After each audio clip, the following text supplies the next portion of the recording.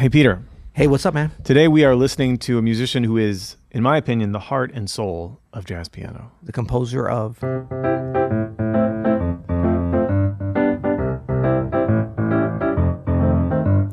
right, everybody just stop listening. Thanks, Peter.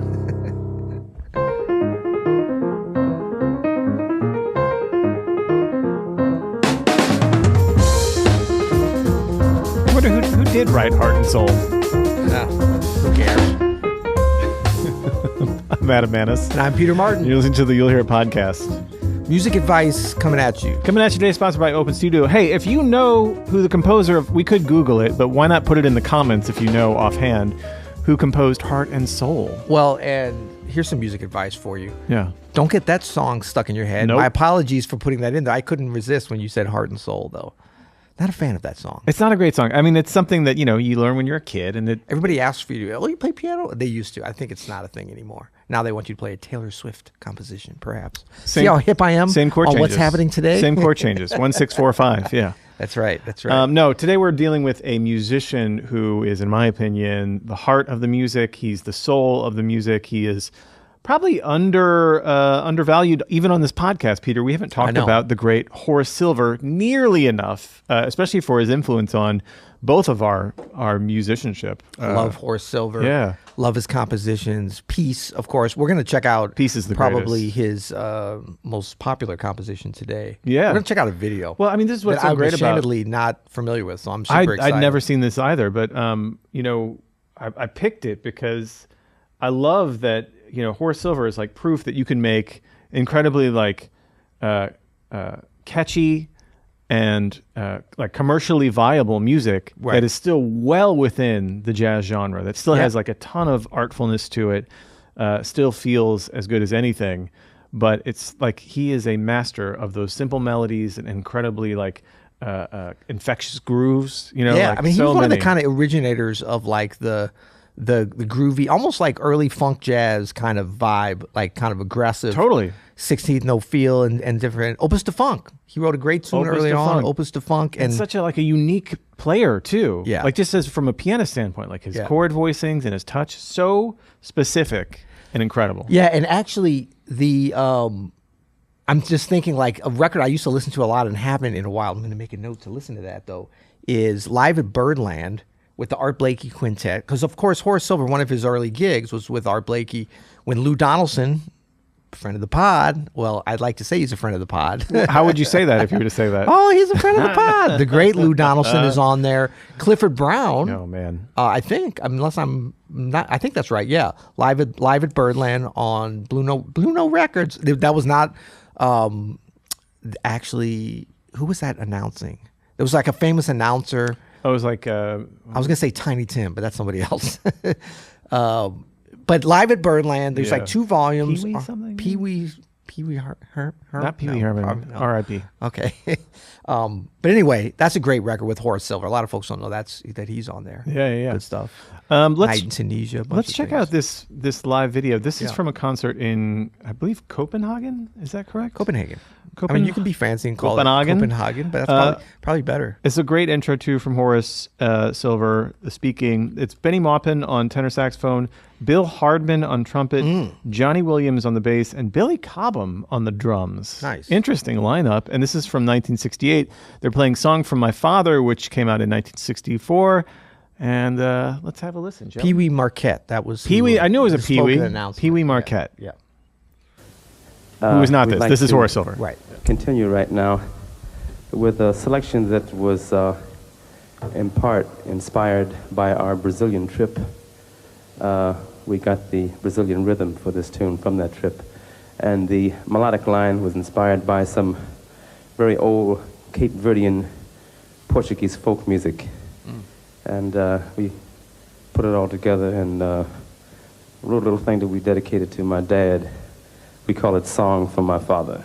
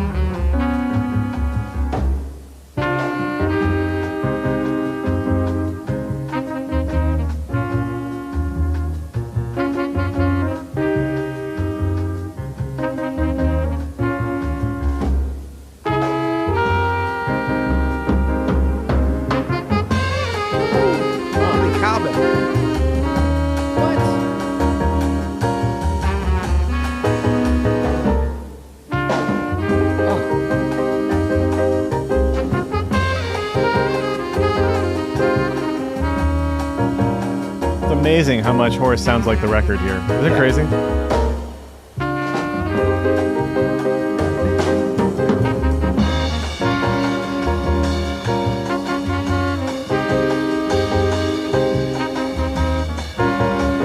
I need those glasses. I know, right? Look at this. The whole suit, actually. Oh. Yeah. All right, I'm going to pull Peter here. I'm just going to stop. Would have right been 2 minutes before. Let's listen to that opening phrase again and listen to what he does with that opening phrase. It's a real lesson here in how to start your solo, how to build a phrase from nothing. He plays something, he repeats it with a little bit of variety and a little bit, here's the key, a little bit of syncopation. So he doesn't end in the same way twice. Check it out.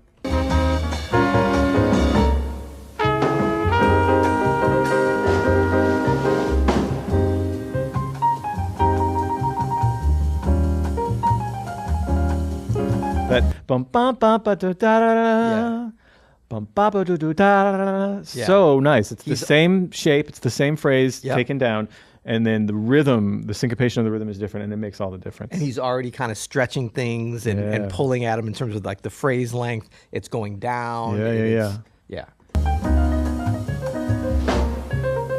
He takes a fragment of the phrase and takes it down further.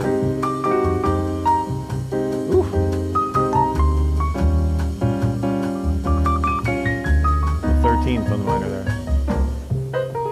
Some real sideburns going on. Can you pause for a second? Roman Roy. You know, I've been finally watching Succession. Oh, there we go. Yeah. Horace Silver, the actor who plays Roman Roy. With very pronounced sideburns, yeah. Right, with the hair. Okay.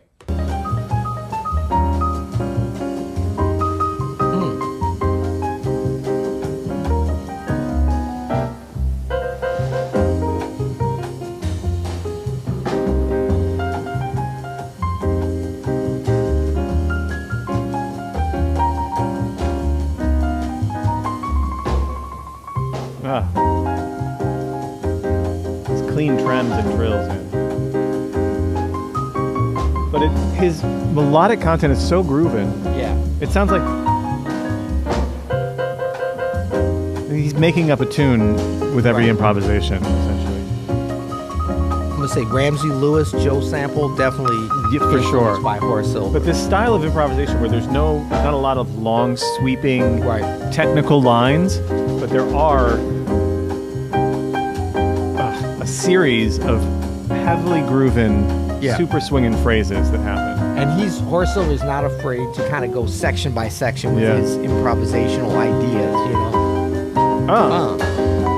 Like he's introducing at each of these A and B sections kind of a little bit of a new thing, but then connecting with that left hand.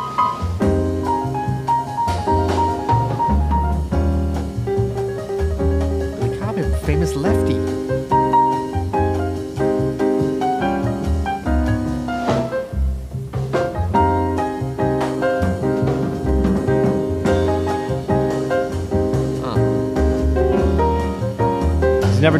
He's never done a single phrase just one time. Right. He's played something and then spun it in some way. Yeah.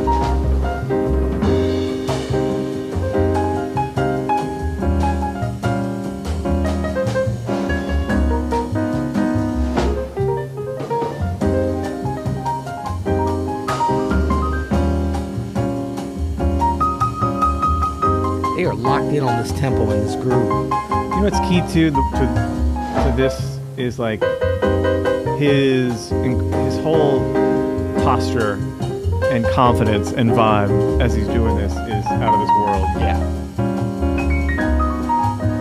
Oh yeah. Da da da da da da da. Yeah. You hear that? Oof. Let me back that up just a second.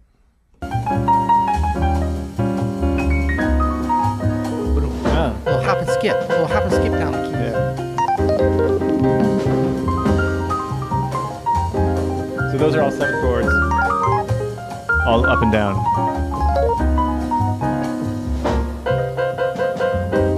And he keeps crushing this. Double stops. Where is it? Yeah, this thing. Right. I think he's up on the... Is he up there? I think he does both.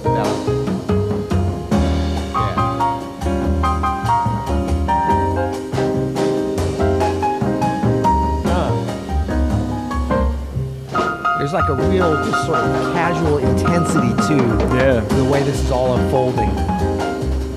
Double time fill.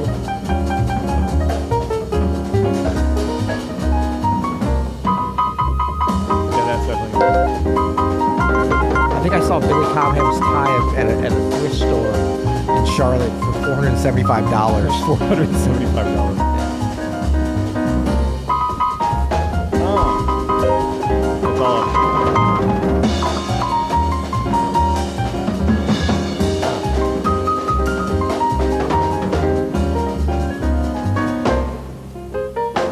You know what this is a great example of too? That's not good. That's not good.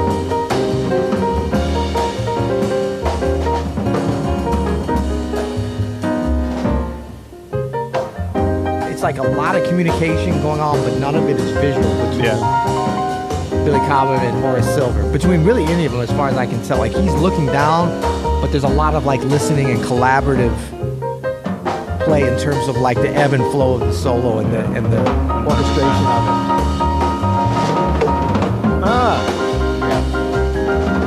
Communicating through how he's playing, right? There you look. It's so good.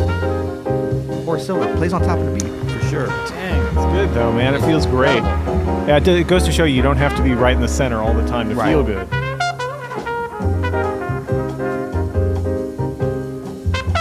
It's Bill Hardman trumpet. Is that a?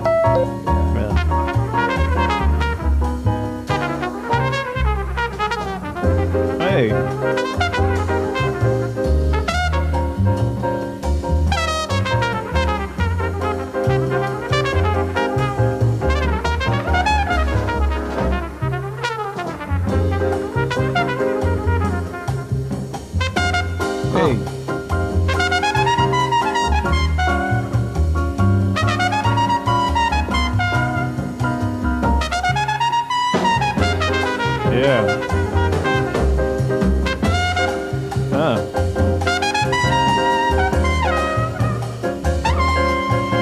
I wish I could play the trumpet. It'd be really fun, wouldn't it? It would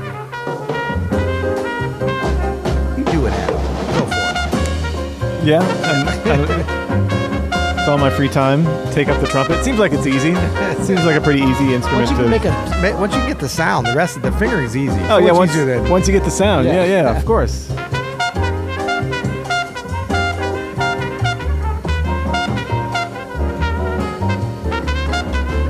This is so expressive, man.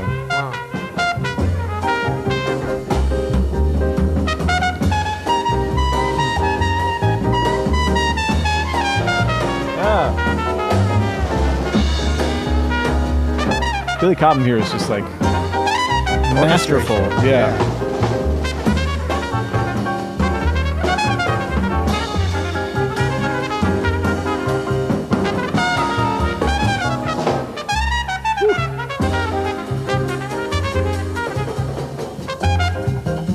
Like he's giving everybody so many different looks, right? So many different textures, so many different ideas, you know? A great drummer like this, it can truly like mold. And I was just reminded seeing Billy Cobham on this. Big influence on Brian Blade. So for all you drummers out there that are like, you know, Brian Blade fans, you're always thinking Elvin, you're thinking Tony, thinking Merlin Riley, Johnny Stockbridge, but Billy Cobham for sure, I know for a fact. You can see it.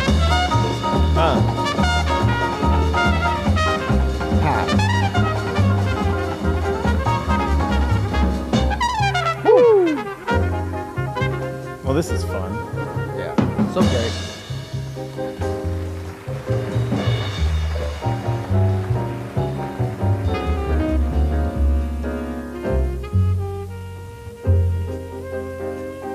So this is Benny Maupin. pre-Herbie.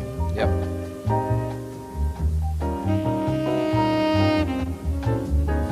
Already vibey. Yeah. Benny Maupin already bringing the vibes.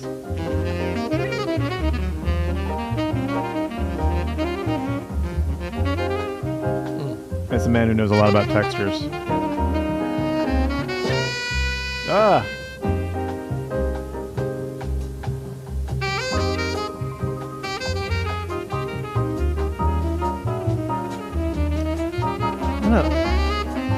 transcribe some of these block chords that Horace Silver's playing. Yeah. Here. Great stuff. Such a unique sound.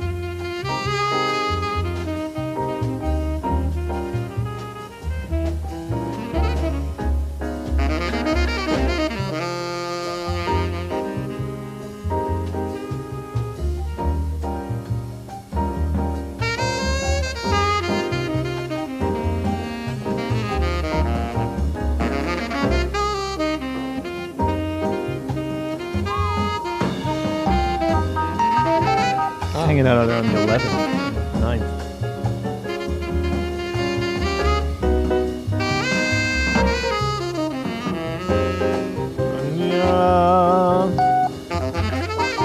Did you just play that note with your coffee cup?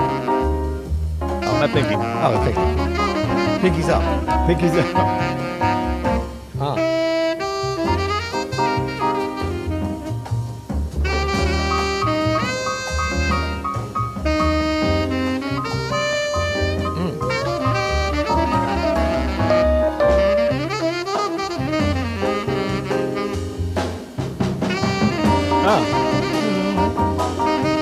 Yeah, look at that.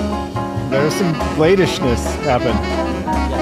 Wow, I never noticed that, man. Yeah, well, I remember talking about Blade was always, when we were coming up, the master of like finding influences in unexpected places. Like, oh, did you hear this record with Billy Cobham and such in 1968? I was like, no, you know.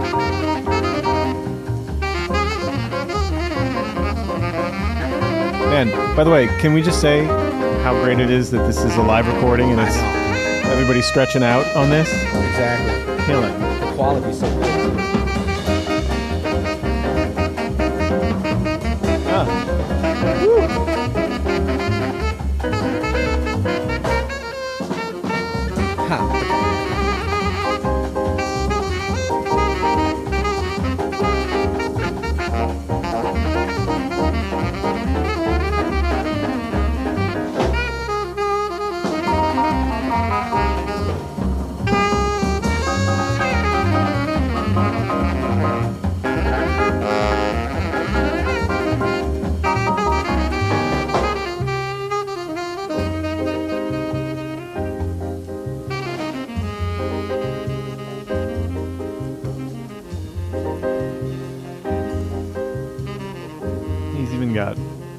Horace Silver even has like melodic themes on all of his comping. Yeah. It's creating these vibey melodies. Oh, man. Awesome. It was great, man. So good. So good. Shout out to Horace Silver. Yeah. For being such a master. Amazing stuff. Amazing stuff. Yeah, yeah. Thank you for bringing that in, man. That's what's up. That was fun. We should make this a feature segment. We like Laid Back Thursday or... It's been a feature for a while now, Pete. Oh, sorry. We've been watching. We gotta name it. Do we have to name everything? That's a great question. And that's a question for another episode. Until then... You'll hear it. Do we have to name it?